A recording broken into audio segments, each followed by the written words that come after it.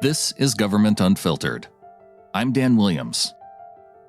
This podcast is a reading of the December 22nd, 2022 final report from the Select Committee to investigate the January 6th attack on the United States Capitol. Chapter 2. I just want to find 11,780 votes.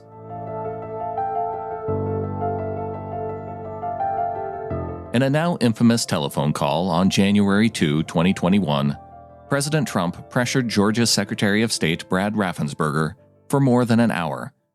The president confronted him with multiple conspiracy theories about the election, none of which were true. Raffensperger and other Georgia officials debunked these allegations, one after another, during their call.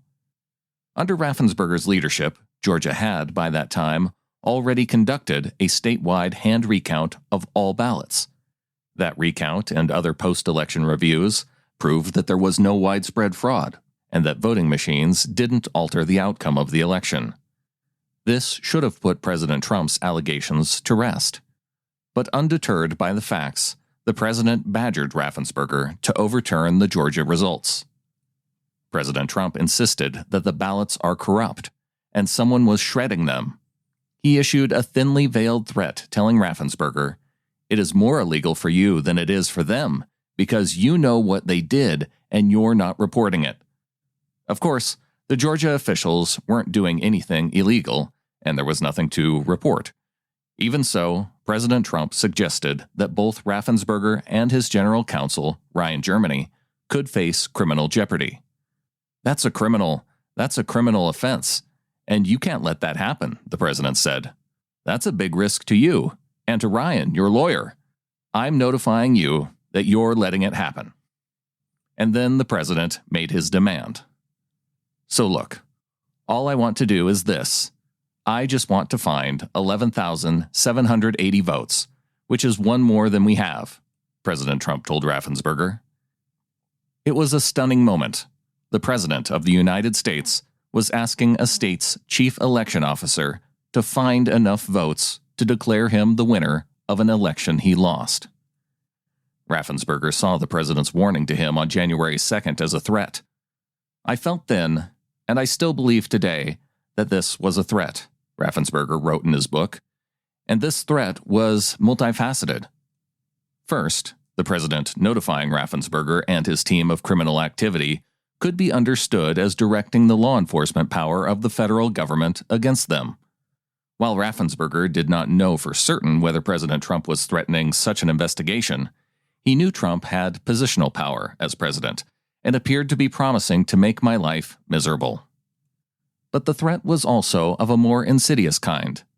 As Raffensperger wrote in his book, others obviously thought it was a threat too, because some of Trump's more radical followers have responded as if it was their duty to carry out this threat. Raffensperger's deputy held a press conference and publicly warned all Americans, including President Trump, that President Trump's rhetoric endangered innocent officials and private citizens, and fueled death threats against Georgia election workers, sexualized threats directed toward Raffensperger's wife, and harassment at the homes of Georgia election officials. The January 2nd call promised more of the same.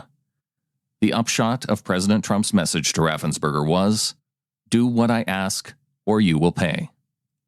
President Trump's phone call with Secretary Raffensperger received widespread coverage after it was leaked. But Georgia was not the only state targeted by President Trump and his allies. The call was one element of a larger and more comprehensive effort, much of it unseen by and unknown to the general public, to overturn the votes cast by millions of American citizens across several states. As Chapter 1 explained, the root of this effort was the big lie.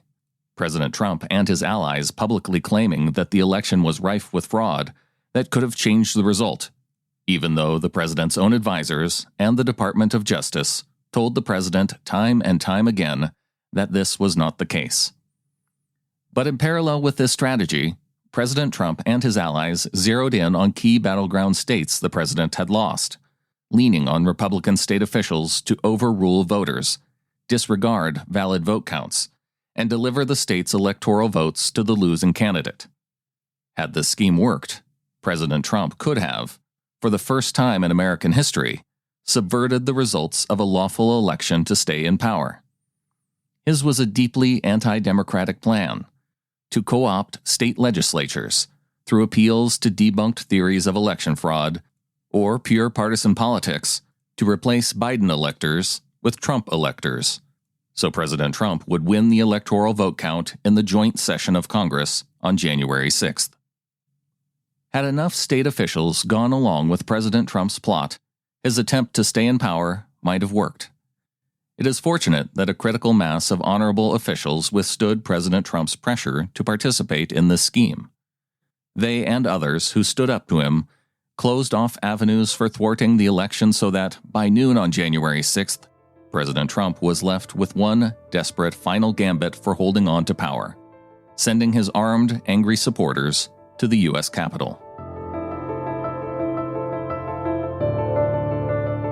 Episodes of Government Unfiltered are produced without any additional commentary and created based on the value-for-value model. Instead of charging $15 to $40 like other media outlets, you get to decide what it's worth to provide an open and available reading of this document. Please support the podcast at governmentunfiltered.com by clicking on the support button for a one-time donation. You can also click on the contact button and ask for an address if you'd prefer to mail a check.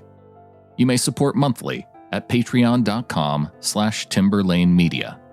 And if you'd like to provide an anonymous donation, you can go to glow.fm/insider to donate on either a one-time or recurring basis. Follow the show on Twitter @GovUnfiltered or on Facebook at facebook.com/governmentunfiltered. Thank you for listening.